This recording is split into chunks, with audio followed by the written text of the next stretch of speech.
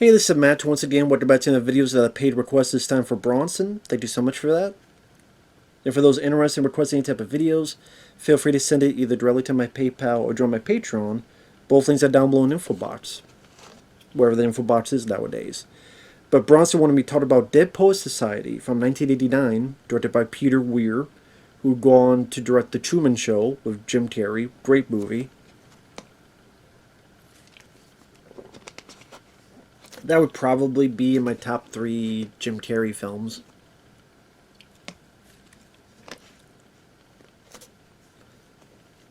This stars Robin Williams. You also have Ethan Hawke, Robert Sean Leonard, who I remember from the TV show House MD, Josh Charles.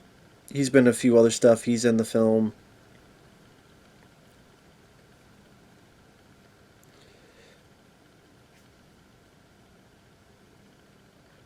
I'm trying to think if there's anybody else I recognize. Oh, Kurtwood Smith from RoboCop, That 70s Show. He's plays Robert Sean Leonard's very strict dad. But the film takes place in 1959 at this preppy boarding school where the kids are pretty much pressured into thinking a certain way, acting a certain way by either their parents who want no funny business or by the teachers. So it's a very strenuous, suffocating environment. Suffocating for creativity, suffocating for living life in general. And you see, like, again, Kurtwood Smith pressuring Robert Sean Leonard to drop one of his classes. It's like, no, I need you to study on just your studies. Very dour classes until you get to Robin Williams and his English class. And right off the bat, he's kind of walking around, he's looking outside, and he's like, come here, come on. And takes him out of the class. And look where we're at. And shows him the photos of the past. Carpe diem, seize the day. The words, oh Captain, my Captain. And how that poem reflects to stuff going on, their situation. Look at the photos. Hear closely. One day you don't be mad at food. One day you don't be dead. But will you seize the day? Will you seize the day?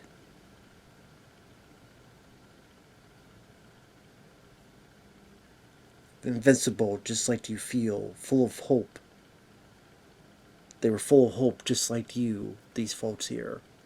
They felt like nothing could touch them, just like you feel now. And they were full of hope at this point. What you don't do with your life. And throughout the film, that's what Robin's really teaching them. Not just go by the strict rules of the program. At one point, rip out your pages. Hell, rip out the first chapter. You know, poetry is about how you feel, how you want to express yourself. Come on, he's like, come on, it's not the Bible. You're not going to go to hell for it. Just rip it out. It's a powerful play that goes on, and you may contribute a verse. That's what life is. It's a powerful play. What will your verse be? And that's what he's teaching. And I don't get... I watched the Siskel and Ebert episode of this. I don't get why they, especially Roger Ebert, were so down on Robin Williams and the film itself. And even like later on, oh, how could Robin Williams get an Oscar nomination for this? I clearly can see why. Because he invokes a lot of good emotion, and you can see why these kids follow this guy, listen to this guy. It's not a showy performance. I mean, Cuba Gooding Jr. won for Jerry Maguire, and all he did was say, show me the money 5 times. Show me the money. Like, that's all he did. That's one I don't understand. Robin Williams' nomination for this, I didn't see it. So I don't know why they had to bug up their ass about it. And yes, you say that the plot is formulaic. The teacher who's the rebellious guy who's against the system teaches his kids to think for themselves. And yes, they have the strict parents and the strict regime, and the guys want to get with girls and they want to express themselves. And then some sad emotional event will happen in the third act. I get that it's formulaic. I do. And sometimes the stuff with the teens, I wasn't 100% interested. A lot of times I'm like, can I go back to Robin Williams? I want to see more of Robin. Because I really liked his character. And I know people got mad at some of the humor he brings to it. It didn't bother me because it was a disarming mechanism to make the kids laugh, to make the kids not be as take a breather, to relax, to because all these teachers they're so stressed out. Let me throw a little bit of humor so that tension eases. So they talk about Shakespeare. Oh, I know, you guys complain about Shakespeare. I get it. Sometimes you've heard like, oh, Titus, or maybe Marlon Brando, or maybe if John Wayne was Macbeth. But it's not like it goes on for 5 minutes straight. He does these little bits here to make people relate to this guy. This guy's different. This guy is more unique, and making the full class laugh to further show why these folks. It's like 5, 6 kids. Is mostly we follow. Well, we don't follow all of them, but that's kind of the main group of our characters. Why they're so adamant on, for example, this thing that Robin did back in the day when he was in school, this Dead Poet Society, where they would read these poets and talk about poetry and stuff. They restart that whole thing. Now, granted, those scenes were the less interesting to me. As far as they get together, they read poetry. Once in a while, they show like a naked picture of a girl, or they bring girls back and read poetry to them. I get the idea, but I don't know, it just wasn't as exciting or as intriguing or as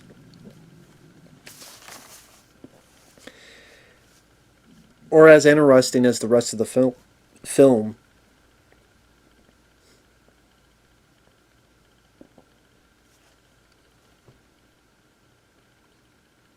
I'm thinking of the kids, really, of those 6 or so I mentioned, it's really 3 of them that get more of a spotlight. Robert Sean Leonard, which I would say of the teens, he's the one that's a bit... Well, it's between him and Ethan Hawke. And Ethan Hawke, there's part of me that wish we could have seen more of him, but that's kind of the point. The point is that he's very much in the background because he's very much in his shell.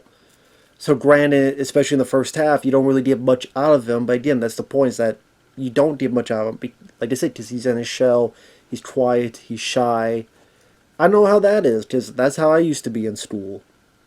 I used to be like Ethan Hawke in school. And I wish I had a teacher like Robin Williams to push me to get out of that shell.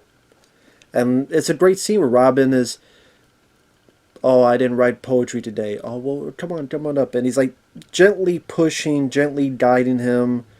Don't worry about them laughing. No, don't worry about them. Concentrate on me. Come on, like, what do you think? What was it about that blanket? What was that? You said blanket. What was it? Like, this is the type of teacher you would want. And the way Robin plays it, it doesn't feel so after school special because of the way the actors play their roles. Now, granted, again, at times the pacing of the film, maybe like 10, 15 minutes, I kind of wish it was shortened a bit. But those moments worked fairly well for me. And throughout, you see a little bit of Ethan Hawke coming out of his shell. Robert Sean Leonard, he wants to act, even though his father's against it. So he goes out for a Midsummer Night's Dream play. Josh Charles is the other guy that you see a little bit more, where he wants to get with this girl. And she's like, I'm not sure. And he's a bit adamant about it. Gives her flowers, stuff like that.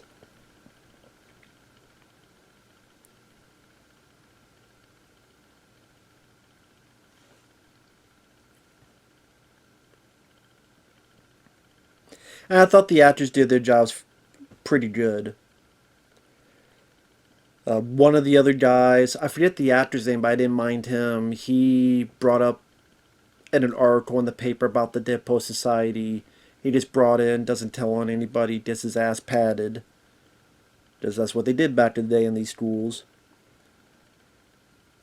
Sally, I mean, there's not much other development of his character other than he's a little bit more of the rebellious of the group. But that's what I mean. Part of me is like, I kind of wish we would have learned a bit more of these characters.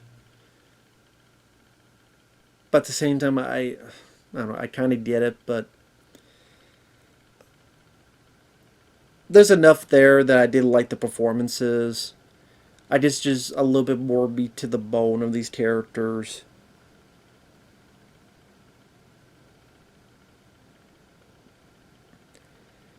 And then you get into the third act of the film, which you just say, I don't know if I say it's predictable, but you say it's formulaic, but I thought it was effective in the way it was handled. Spoilers for those who haven't seen it. Robert Sean Leonard does the play. Kurtwood Smith disapproves. In fact, you don't go to military school. Robert is so scared of his dad. There was even a point later on where he talks to Robin Williams, and Robin's like, oh, just talk to him. And if he still doesn't, then, you'll go through school a bit, you'll leave, and you do whatever you want. But Robert Sally just was never could get out of the shadow fear of his father. And Kurtwood Smith is a good casting choice because if you want a guy that you're scared of, Kurtwood Smith is a good choice for it. And then Sally, again spoilers, Robert ends up shooting himself. And of course, they don't blame themselves, which they should. They blame, oh, it must be that teacher. And then one of the group, he's a traitor, he's a turncoat, blames it all on Robin. I do like the way the other kids look at him like, is that what they're saying? That Mr. Keating, that was Robin's character's name, that he did it? And you too just all the disgust and anger they have for this traitor, and the one kid like smacks the hell out of him. It'll get spilled. I don't care. I'm like, good, at least someone got their just desserts. I'm mad that Kurtwood Smith and them got away with it. I get it. It's not that kind of movie. But I wish there was some way that the other kids could do something to Kurtwood Smith to, I don't know, get payback for what happened to their friend. Gray, I don't know how you would work that into the script, but like something, anything.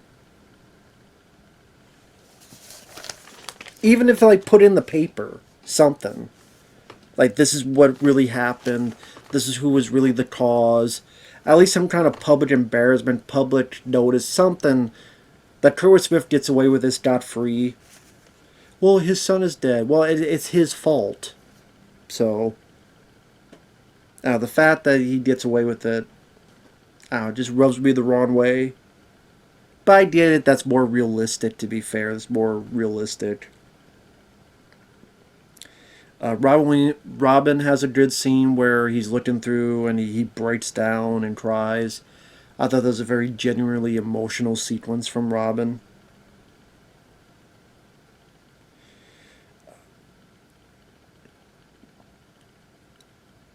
And of course, the ending of the film, which I know some people go, oh man, it was so predictable, I almost threw up. But I thought this was an emotionally charged, great ending that really sticks with you. Because I like the music choice they have. It's heart was in the right place. I think that's why. Just earlier in the film, Robin told them, stand on your desk, take a look around. Sometimes you always need to see things from a different point of view. So Robin is kicked out, fired. He comes to collect his things, leaves. And Ethan Hawke finally gets out of his shell and explains, listen, they told us to do it. They forced us to do it. I did it, man. I did. No, we didn't. Young man, if you keep talking, you don't be expelled. And then finally, he's getting out of his shell. And apparently the neighbors' chickens, they feel the same way. They're roused by this scene too. Not aroused, but roused by it. And Ethan Hawke just has a sincere demeanor when he does this. Oh, Captain, my Captain. And you tell there's a certain fear, but at the same time, damn the fear. Damn what happens to be. Damn what happens. This is the right thing to do. Stands on his desk. And just to let him know that what you taught isn't for naught. And then Josh Charles and some of the other guys. Not everybody in the class, which I appreciate. There would be some that would still stay in there, so I appreciate that. It wasn't like every single person did it, but a lot of them did it. And the way Peter Weir, the way it was framed, the way it was edited, the music, the wide shot with all the kids standing on the desk, to me, it's a very powerful scene that really means, like, at least they're going to take something out of this. Apparently the rooster agrees. They're going to be individuals. And that's the thing, is they're going to be, no matter what happens in their life, this will be something that will teach them to be an individual. And no matter what, deep bit part of them to follow their dreams. In some way, some shape, some form. And especially when I know Ethan Hawke talks about this in newer interviews, how the phrase, oh, Captain, my Captain, gives him a new, sad meaning because of the death of Robin. And you look at the actual poem and what it means, and it's about Abraham Lincoln and death. And while it's a film that is not anything new, I mean, there'll be films later on about teachers trying to get through the kids, whether it be Dangerous Minds, whether it be Renaissance Man with Danny DeVito, whether it be a ton of stuff. Some more action, like The Substitute. I guess he knew I was going to say that. It's like, yeah, Tom Berenger, fuck yeah. Yeah. Which I guess overseas is on a Blu-ray, the 4 Substitute films. But yeah, I think it's only overseas. Is it imprint? I don't know. Anyway. But yeah, while I do think the film is a tad long, Josh Charles, I don't mind the actor. Him trying to get the girl, I mean, I wouldn't say it was the most fascinating thing to me. Being mad that Kurtwood Smith didn't get it just deserves, but again, it's not that kind of film, I know. I still like the film. I think the actors do their jobs well. I think it's got good meaning, good soul behind it. I think Robin did a wonderful job on the film.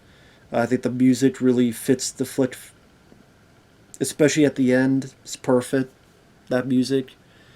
And while it's not a favorite of mine, I can appreciate it, respect what it was trying to do, and I still think it's a good film. Again, it's not a film I rewatch much, but it showed that Robin can do drama. And he was a capable actor, and it was a good showcase for that. And that ending still gets some nice emotional feelings brought up. And if a film can do that, it can't be that bad of a movie. At least to me. So with that said, thanks for watching. Take care. We'll see you guys later. Bye-bye.